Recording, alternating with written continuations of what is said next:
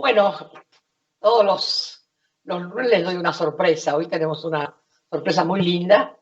Una compañera socióloga, historiadora, pero sobre todo una gran compañera muy luchadora, Dora Barranco. Y claro, son semanas muy especiales y me imagino todo lo que tendrá para contarnos. Hay algunas cosas que uno no sabe y otras que queremos saber. Así que, bueno, ya estamos con ella. ¿Qué tal, Dora? ¿Cómo estás, querida? Muy bien contigo, muy bien, sobre todo porque, en fin, estamos ahí en un ciclo muy particular, ¿no? Ciclo de mucha renovación, de mucha expectativa, de mucha esperanza, así que estamos muy bien. ¿Qué expectativas hay? ¿Estamos seguros de que tenemos los votos o vamos a tener que pelearla mucho? Vamos a tener que pelearla. Creo que todavía hay ahí hay algunas indecisiones, ¿no? Yo creo que, en fin, que habrá mucha prudencia, que habrá sobre todo, sensible escucha de lo que está pasando en nuestra sociedad, ¿eh? Entonces, yo hago una apuesta, estoy con mucho entusiasmo y estoy con mucho optimismo, porque esta vez la brecha de diputados fue mucho más grande. Y eso me parece que también es una circunstancia que dice respecto de la actuación del Senado. Cuanto más angosta es la decisión en la Cámara Baja, entonces obviamente eso es un condicionante. Yo espero además que, en fin, insisto, que haya mucha sensatez, en fin, que aquellos representantes que están muy adheridos a principios que parecen inconmovibles, que yo respeto, pero bueno, por ahí sería importante que en todo caso hay dos posibilidades, la abstención o tal vez la no concurrencia, en fin. Hay una decisión fundamental que ha tomado este nuevo ciclo que está transcurriendo, como bien sabés, Eve, y en fin, y es la primera vez, ¿no?, que el Poder Ejecutivo envía este proyecto. Es la primera vez que Estamos tan cerca, ¿no? Es la vez estamos que muy estuvimos más cerca. Entonces hay algo ahí que debería comprenderse en fin, debería comprenderse con la plenitud, digo, de un mandato que también emana de un mandato respecto de derechos humanos básicos, ¿no? Esto es lo que digo, mandato de derechos humanos básicos, cauce de derechos, ampliación de derechos, esto es lo que tenemos que ver. Yo insisto, Eve, yo soy muy respetuosa de las confesionalidades, soy muy respetuosa porque al final los seres humanos somos poliédricos, entonces tenemos muchas dimensiones. La dimensión de la religiosidad es una dimensión que yo respeto. El problema, como siempre lo diremos, es que la dimensión de la religiosidad no puede ser hegemónica y no puede hegemonizar todas las vertientes de la vida, y menos extenderse al conjunto social. Porque, en fin, al final es completamente, ¿cómo diré? No se puede, es inexorable la potestad del Estado en orden al civilismo, ¿no? Es decir, cada vez más los estados han construido derechos civiles. Entonces, Ahora, yo quiero hacerte una pregunta que me preocupa. ¿Por qué no se va a votar hasta el 29?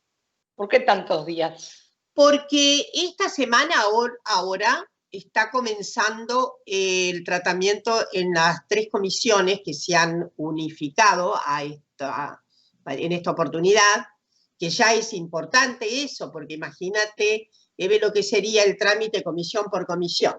Entonces, hay ya un punto de arranque importante, la aceptabilidad de que es la comisión conformada en un solo haz, digámoslo.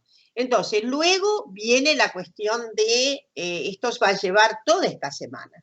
Entonces, esta semana más creo que puntos para acercar acuerdos. Me parece que los acuerdos deben ser, obviamente, para que tengamos la ley el 29, además debe ocurrir que no haya ninguna modificación al proyecto que ya tiene media sanción.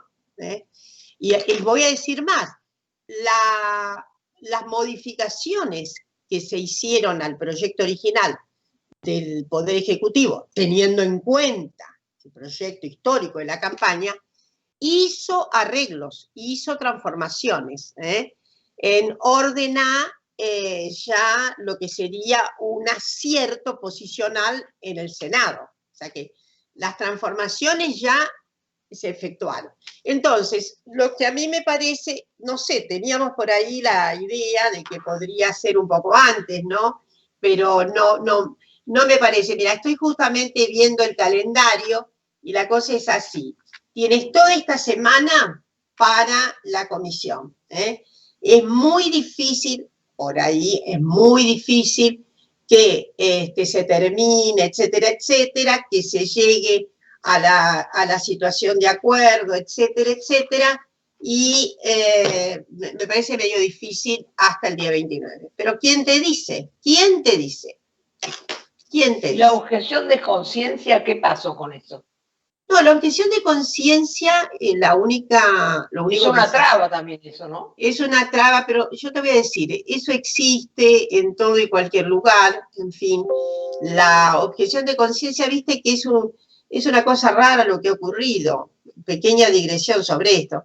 Antiguamente, la objeción de conciencia la hacía la gente progresista, la gente que no quería ir a la guerra, la gente que no... Era un instituto del progresismo. Ahora se ha convertido en un instituto de la reacción, ¿no? Es impresionante.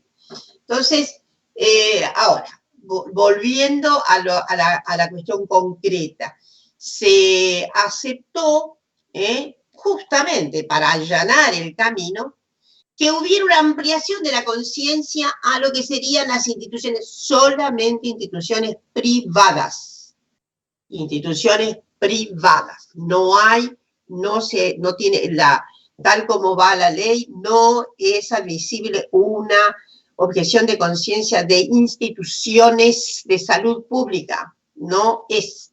Entonces son solo las privadas.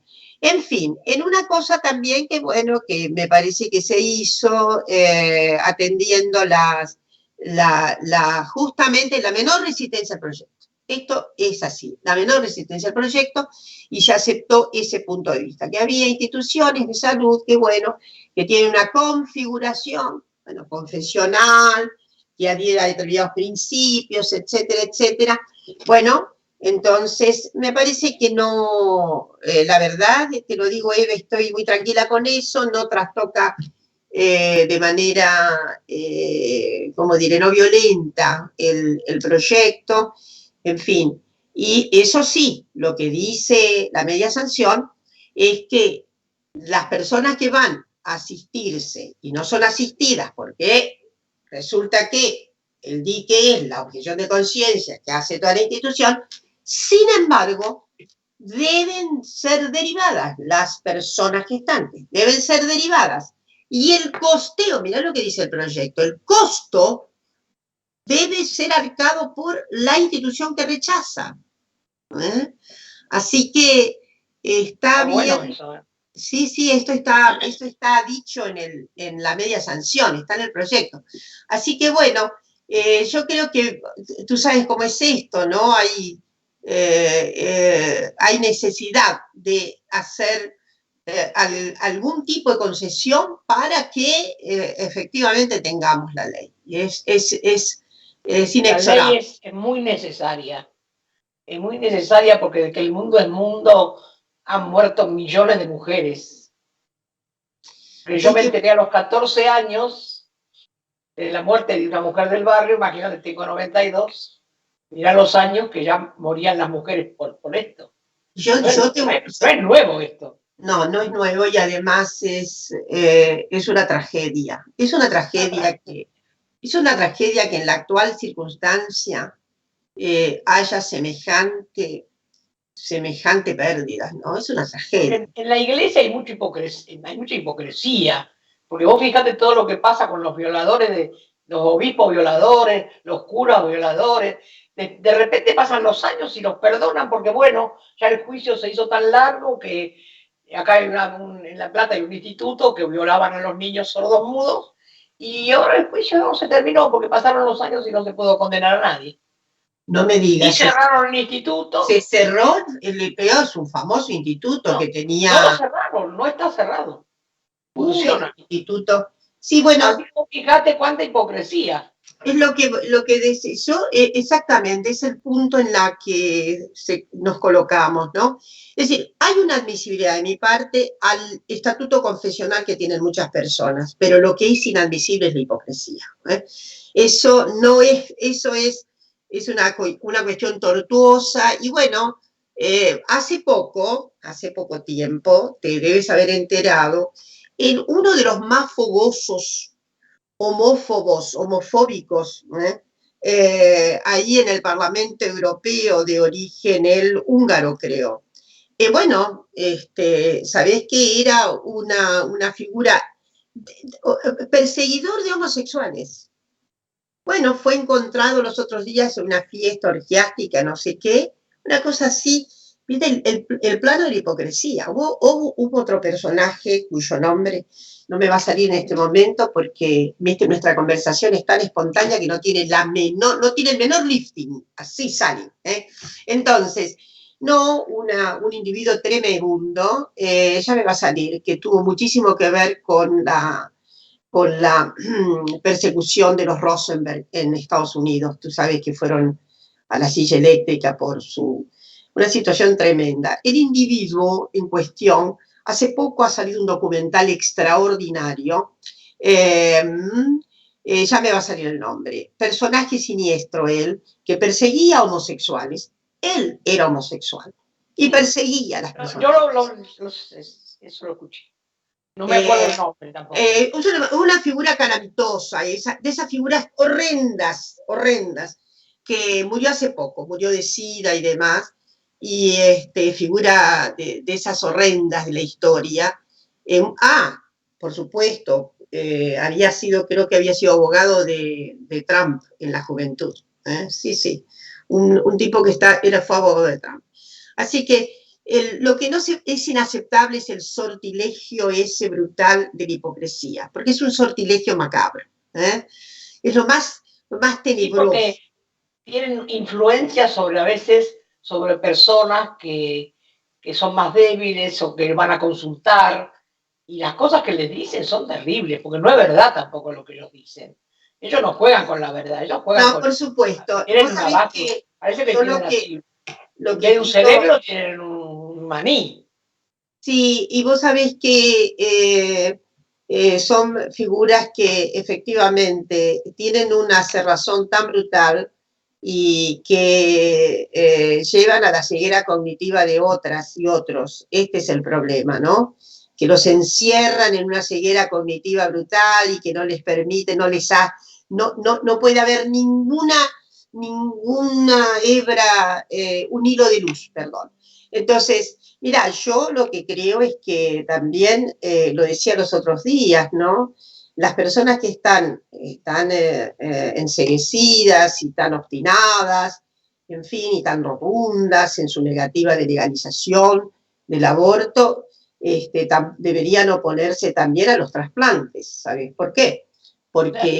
Y te voy a decir por qué.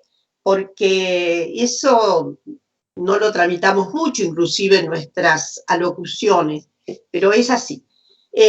No hay duda de que el trasplante, las personas morimos, ¿no?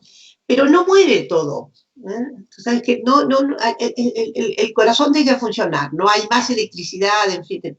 Pero los órganos siguen vivos, al punto de que por eso se trasplanta un corazón, porque si hubiera un corazón muerto no se puede trasplantar.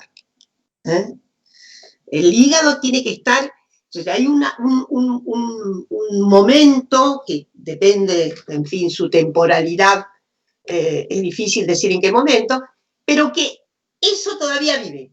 Entonces, esto refiere a que vos sabés que uno de los discursos más transitados, más enarbolados, más, en fin, es el de la vida, el de la vida. Bueno, entonces nos tenemos que oponer a los trasplantes, porque los trasplantes suponen que los órganos están con vida. Claro, claro. Los órganos están con vida. Los órganos no pueden, es decir, no morimos todos al mismo tiempo. Entonces, por eso es que se debe hacer el trasplante tan rápido, es cierto, hay un tiempo en donde efectivamente luego después de ese tiempo, obviamente transcurre también la muerte del órgano. Pero entonces, digo, llevadas a la exageración exagerada, perdón por la concurrencia esta, deberíamos decir no al trasplante, porque el trasplante significa que los órganos tienen vida y que solo se pueden trasplantar por eso, porque están vivos. Entonces, me parece que todo tiene yo creo que, me parece ahora, tengo la sensación, como los escucho y escucho los discursos, que es como un capricho, ¿viste? Ahora ellos quieren ganar lo que ellos quieren, que no salga la ley, como una parte de lo que están haciendo para las elecciones. Para ellos esto es un acto lesionario, ¿viste? Si ganamos, ganamos, y si perdemos, perdemos. No están pensando como nosotros en salvar las vidas de las mujeres. sí, Ellos piensan en las elecciones. A ver, todo esto, todos los votos y los porotos lo ponen en las elecciones, no en la vida. La vida no les importa nada, porque sí. Macri lo dijo claro, que mueran todos los que tienen que morir. Y mirá la reta lo que hace, saca a toda la gente a la calle y se mueren, bueno, que se mueran. No les importa que se muera la gente. Efectivamente, hay un obcecamiento un poco soez, exactamente, porque en realidad hay una apuesta, bueno, esto tiene que ser así, tiene que ser así, tiene que ser así, y no hay revisión. Fíjate que los discursos de los otros días, ¿no? Fueron muy monocórdicos, muy encima de 2, 3, hay como 3 sintagmas que se repiten, ¿entendés? Y ahí va.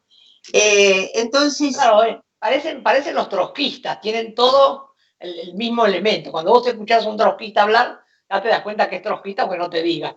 Esto, cuando estaban hablando, yo no sabía quién era, de qué partido era, enseguida te das cuenta. Tienen el mismo hilo conductor. Parece que fueron a la misma escuela, le dieron la orden y todos no tienen ideas propias. A mí me parece que hubo... trágico, pero es así. Sí, muy poca sofisticación para renovar ese discurso, muy poca.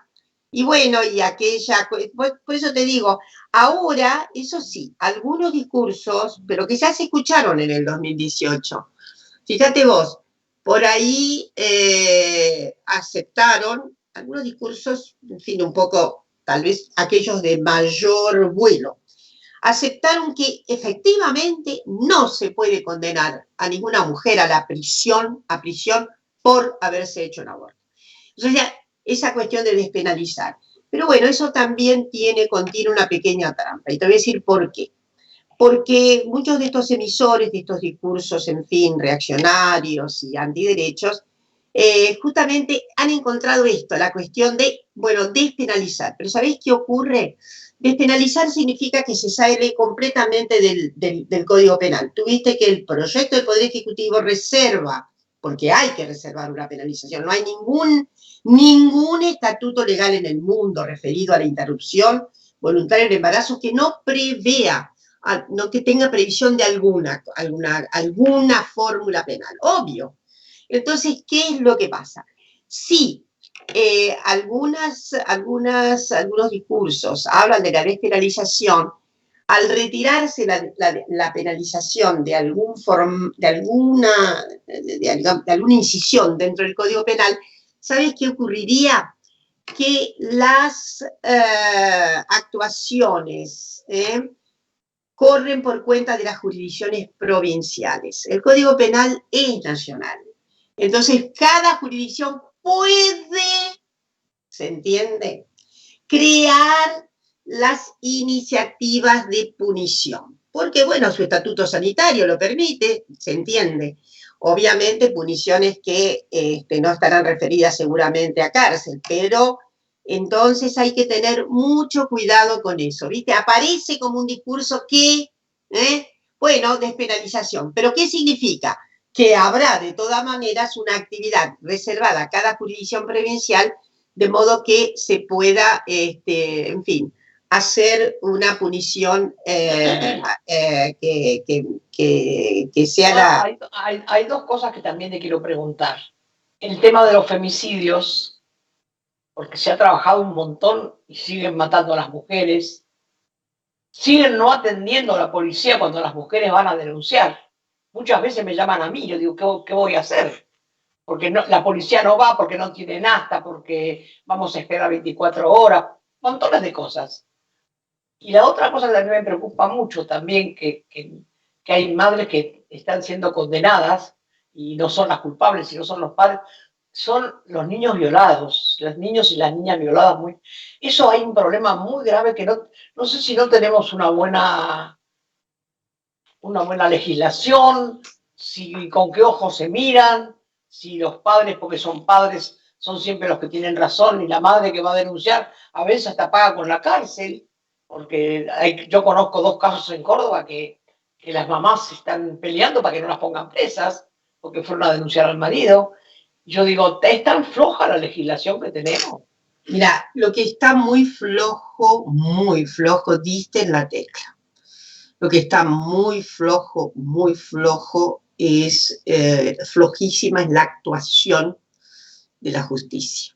Yo creo que has tocado una situación que tiene una envergadura gravísima porque hay algo. Primera cuestión, no tenemos estadísticas en la Argentina. O sea, es que si vos preguntás cuáles son las estadísticas de niñas, niños violados, no hay estadísticas. Primera pregunta.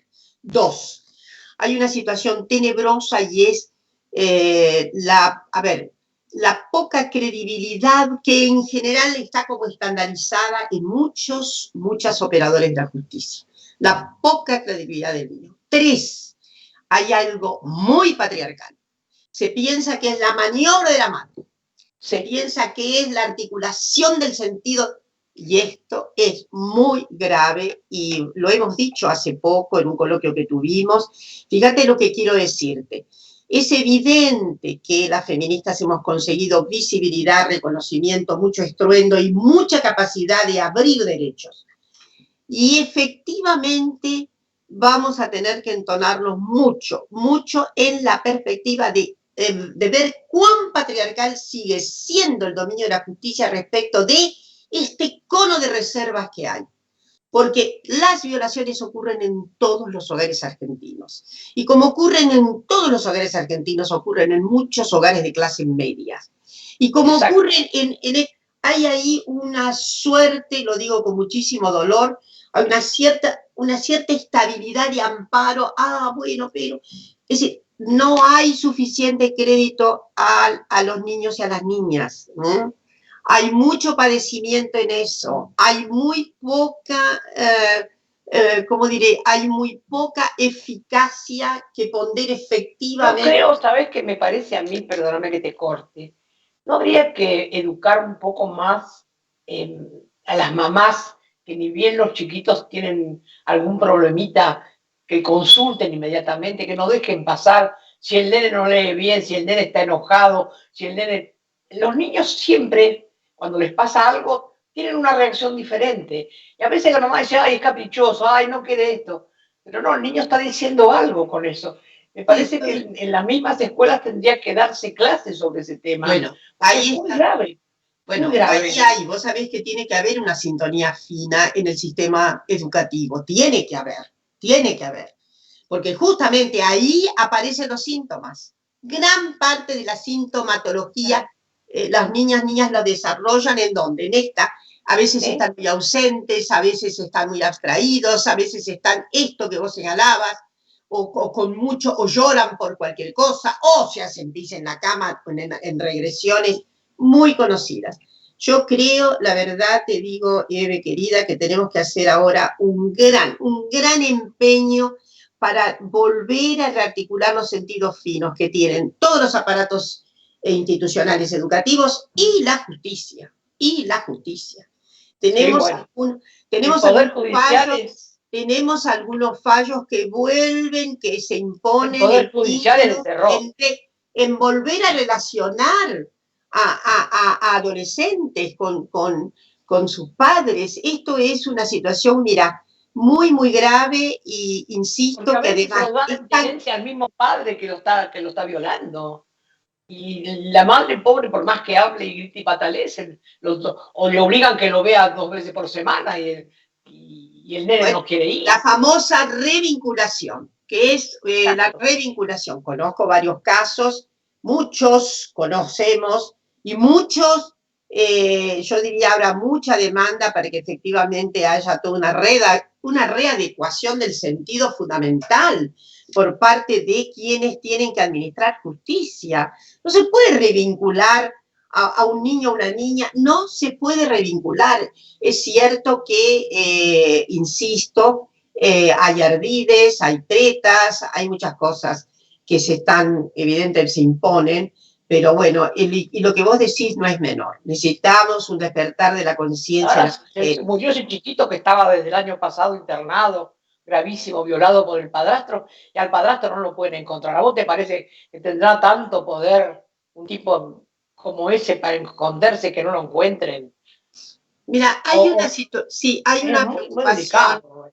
Viste cómo son las corporaciones patriarcales, ¿no? Hay ahí algo muy siniestro. No digo que sea generalizado, yo no quiero decir que toda la justicia, no, la justicia tiene que saber muy bien que cada revinculación es Yo digo poder judicial, porque la justicia es la palabra nuestra, es como la libertad. Es lo que buscamos los pueblos, justicia y libertad. Ellos son el poder judicial, por eso se llama poder. Porque tienen un efectivamente, poder que no tenemos nosotros. es verdad.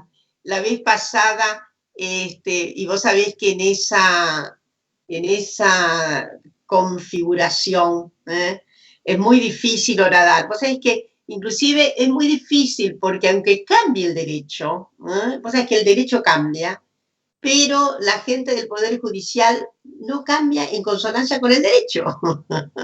Es impresionante. Entonces, es como que es un poder que se desapega al propio derecho. Esto es notable. Pero volviendo a la situación, yo creo que tenemos que hacer una gran instrucción general. Esto que vos decís respecto de las mujeres no me escapa que es así.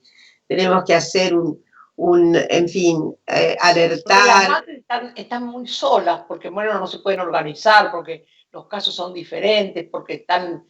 Pero cuando vos empezás a hablar, resulta que no están tan lejos. Hay otra al lado, otra que es la prima, otra, y que nunca dijo nada. ¿Por qué la gente cuando tiene 17 años recién se anima a hablar y fue violada cuando tenía 4 o 5? Hay que decir ahora rápido, porque si no, llevan consigo una carga muy pesada, muy Es que trágica. es muy desestructurante, es de una gravedad porque efectivamente desestructura muy, de manera con averías tremendas. Somos nosotras las mujeres que tenemos que llevar adelante esto, porque si esperás de los hombres, estás lista. No, es que los hombres tienen, ya te digo, tienen una articulación vigorosa, ¿no? Muy corporativa, ¿no? Entonces, patriarcal corporativa, entonces ahí hay, pero mira, hay cosas tan tremendas que hemos oído de representantes. Vos te acordarás que un representante senador que votó, por supuesto, de manera muy contraria en el 2018, dijo que había que pensar bien si efectivamente había tanta violencia en la violación. ¿Te acordás que dijo eso? Bueno, Sí, me acuerdo, ¿cómo no me voy a acordar? ¿te acuerdas que algo Y así eso es lo dijo? que dice la policía. No, decía, a lo mejor le gustó. Ay, ¿Cuántas más tuvieron que escuchar eso? ¿cómo te puedo decir? Es como, eso sí que es, yo no sé cómo en aquel caso, me parece que hubo la idea de hacer hasta un juicio severo por una tamaña, semejante manifestación que era justificadora. Esas son manifestaciones de justificación. Entonces, Lo que pasa lo es que que no se, creo, como no se trata en los medios tampoco. Es una bueno, cosa que no se habla. efectivamente, hay mucha más visibilidad respecto de otras cuestiones que estamos planteando que esta. Yo estoy bastante cerca de grupos, de muchas mujeres que por supuesto que nos conectan y que estoy muy preocupada, inclusive recientemente una situación muy preocupante en Córdoba. Yo creo, voy a decirte algo, yo creo que en Marisa Graham, sabes que está a cargo de la Defensoría, ¿no? Que fue, yo creo que ella está muy preocupada por estas cuestiones, que tiene un encendido muy particular, que la he visto haciendo unas, porque me han solicitado y yo he, como ese transferido, ¿no? Esa situación de necesidad de intervenir, lo ha hecho muy bien. Recuerdo para el caso de Santiago del Estero, recientemente para un caso en Córdoba. Yo creo, Eve, que vamos a tener que, mira, ley me parece que algo falta, pero más que ley falta una sintonía fundamental con esto. Es una violencia energúmena, una sintonía obviamente entre, yo diría, la comunidad educativa, el sistema educativo tiene que estar muy alerta y desde ya, como vos decías muy bien, tenemos que hacer que las mujeres, inclusive las mujeres, hay núcleos y me consta, hay núcleos de mujeres que fueron agredidas, cuyos niñas han sido agredidos y que se han reunido, y que a mí me parece que tenemos que hacer, pero tenemos que tener una gestión social mucho más densa. Tenemos que tener más... Hay que darlo a conocer, se tiene que hablar en las escuelas, se tiene que hablar, la juventud lo tiene que hablar, la gente joven, tiene que hablarse más como se hablan otras cosas.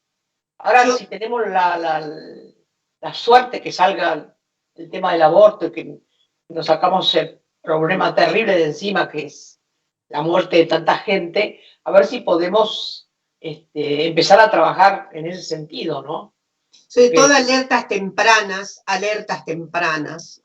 muy tempranas. Insisto, alerta temprana, suponte que la madre en una relación de, no sé, de gran avería en su percepción, porque viste que hay gente que está como muy averiada en su percepción, que no puede, que a veces, ¿cómo te puedo decir? Hay mecanismos defensivos para no ver, lo sabes perfectamente, pero bueno, que hubiera en todo caso percepciones institucionales, esto, en todo el sistema, en el jardín, en el maternal, en el jardín, en la escuela primaria. De hecho, yo te cuento que sí he conocido a algunos docentes del conurbano que se han advertido acerca de situaciones brutales de abuso sexual. Recuerdo perfectamente un caso y fueron a la denuncia, concurrieron a la denuncia, porque en realidad yo te digo que hay una obligación de hacerlo, hay una obligación. Entonces es que... Lo que pasa es que a veces la misma maestra o la profesora se encuentran con la mamá y hay mamás que no han querido ver y piensan que la profesora exagera, que no, si como yo no me doy cuenta, no pasa nada, pero ellas también cierran los ojos a veces, las mamás, o por no perder al marido, hay cosas muy graves también. Por eso me parece que no es que uno le quiere poner a la escuela todo, que les dé de comer, pero el maestro tiene un rol tan importante en la vida de nuestros hijos y de nuestros nietos, que me parece que vamos a tener que empezar por ahí para que se hagan reuniones, los padres con las madres, con los niños, con todo, y por separado, porque a veces las reuniones de padre y madre, la madre, si está el padre no habla, bueno, vamos a hablar con las madres solas, a ver qué nos dicen. Lo que vos decís refiere a una situación que es la que hay que transitar. Hay que preparar a todos nuestros docentes, a nuestras docentes, hay que prepararlas. Hay que, por eso insistir. El docente tiene que ganar bien para tener una sola escuela, porque si la docente tiene que ir a 2 escuelas, no puede hacer todo. Efectivamente. Tiene que ganar bien para que tenga una sola escuela. Sí, y vos sabés que yo vengo predicando muchísimo acerca de lo que ya no puede llevar mucho más tiempo adelante, aunque depende de cada jurisdicción y eso es complejo. la malla formativa docente, la malla curricular docente. Hay que hacer estas personas justamente, además de no envilecerles salario, porque es fundamental su tarea, tiene que haber una formación que hoy día tiene que tener una adecuación múltiple. Estas cuestiones tienen que ser de experticia, ¿no? Porque efectivamente, como vos decís, hay una sensibilidad que se alarga un poco con un poco más de observación y se puede percibir muy bien los trastornos de conducta que están teniendo las niñas, los niños, y ahí hacer tomar una iniciativa. Todo eso es difícil porque, como vos decís, además de toda la carga, pero con mucha experticia, sabiendo, vos sabés que a veces cometemos errores porque, en fin, porque somos poco expertas, ¿no? Entonces cometemos el error, si no tiene nada, esto. Entonces, mucha experticia, mucho tacto, pero oportunidad que no puede dejarse pasar por alto. La oportunidad de, en fin, de interceder rápidamente, de intercalar una acción que sea, que termine con el suplicio, porque además hay que pensar en el suplicio de esas criaturas. ¿Sabes qué pasa, Dora? Mira, perdóname. Toda la gente habla de educación sexual. Fenómeno, pero si nosotros no nos damos cuenta qué le está pasando cuando son más chiquitos, que tienen 3 años, 4 años, 5 años, 6 años, la educación sexual llega tarde. Sí, ahí hay una... Por eso hay que implementar algo como están con las cosas que están pasando, que uno escucha algo anterior, que pueda prevenir. Sí, es que la primera educación sexual, en todo caso, es la que tienen que tener los docentes, las docentes. Porque imagínate que esto tendría que ser repertorios para una acción casi inmediata, ¿no? Los repertorios que tiene que tener. En fin, sí, vos sabés que de todas maneras la educación sexual hay que darla en todo y cualquier momento. Justamente lo más importante es advertir que hay abuso sobre un cuerpo. Esto claro. Pero en fin, yo creo que que vamos a encontrar algunas, yo no te digo soluciones completas, sí. Pero puede... esperanza porque hay muchas mujeres ahora en el gobierno. Hay mucha posibilidad de hacer algo transformador, de crear otra situación. Es más, yo vivo diciendo que para sobre todo las violencias de género, tenemos que tener equipos, mirá lo que te digo, que podrían ser los mismos equipos. Tiene que haber equipos, ¿viste? De la misma manera que hay los equipos de expertas y expertos tienen que visitar en la semana todos los grupos escolares. Porque también se advierte tempranamente la violencia, Claro. Pero muy tempranamente. Entonces hay que estar con aparatos, que obviamente todo esto, aparatos digo equipos que estén muy por cuenta de esto, que vayan visitando. Mi idea es, bueno, para las violencias de género, y te digo, escuela secundaria. Tiene que haber prácticamente pasaje de día por medio de advertir cómo están las cosas, cómo está la situación. En fin, no se puede, ¿cómo te puedo decir? Hay que crear una educación que sea ya muy destinada a erradicar la celotipia. Hay que crear conciencia para que la mujer se anime a romper rápido. El primer empujón que le da el marido, el primer maltrato, ahí nomás. Mirá, esperar 2 veces, 3 veces, ¿no? Hay que hacer encarnar que inclusive el código que tenés en el correo es tuyo. No hay, es tuyo, la celotipia, el celo exagerado. Yo siempre he dicho que ese predisponente de celo brutal, esta idea brutal que cunde sobre la patrimonialidad y que sobre todo en la adolescencia, pero eso hay que pararlo. Eso se debe parar con un esfuerzo educativo, con pedagogía, con toda la restricción. No hay otra, porque efectivamente yo creo muchísimo en la función pedagógica. Creo muchísimo. Creo que en fin, a tiempo, en fin, los seres humanos pueden transformarse desde que a tiempo haya mucha convicción y también un tratamiento muy adecuado, un tratamiento adecuado. Hay muchas maneras de violencia. No solamente que el tipo te pegue, hay muchas maneras de empezar a ser violento. Porque en general, los que son violentos, cuando salen, le arriman la silla, le sirven la copa, ¿viste? Esas cosas son para desconfiar. Exactamente. No existe esa efectivamente. Bueno, después hay que ver en la casa qué pasa, ¿no? Entonces, sí. Ese es un tema. Suele darse. Tengo mucha fe en vos, por eso te llamé. Que no para que hagas tantas cosas, pero bueno, tengo mucha fe en lo que haces. Somos buenas argumentativas y creo que tenemos, hoy día hay un conjunto muy enorme de mujeres que estamos en alguna posición dentro de la gobernanza. Sabés que hay cuadros extraordinarios de mujeres hoy, en todo y cualquier lugar.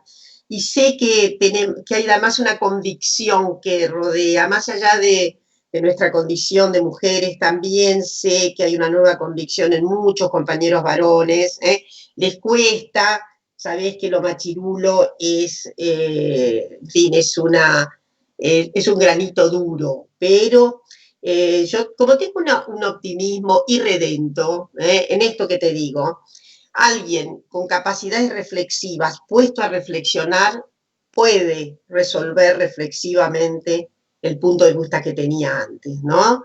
Salirse de su ceguera, salirse de su obcecamiento, salirse de... En general hay hombres ya del tiempo de antes que nos ayudaban mucho. No tuvo que venir el feminismo. También es la mujer, cuando tiene un poco claras las cosas, bueno, esto es de los dos, no es mío solo. Sí, esperamos, viste, que mucho... somos de una época nosotros que las cosas venían diferentes. Sin embargo, algunos nos podíamos compartir todo en la casa sin ningún problema, pero me parece que hoy la juventud, yo no quiero un país sin hombre, ni loca. Por favor. El mundo es de los dos. Pero de los dos, que nos den un poco más de mano. En una diáspora maravillosa. Pero en fin, el mundo tiene que ser digno de ser vivido y tiene que tener toda esa resolutividad de dignidad para cada quien, ¿no? Y entonces yo estoy con mucha expectativa, hay muchos varones que están en deconstrucción. A mí me encanta cuando se presentan y me dicen, pero Dora, no, yo soy un macho en deconstrucción. Me encanta eso de la deconstrucción, que es como ya, como un membrete, ¿viste?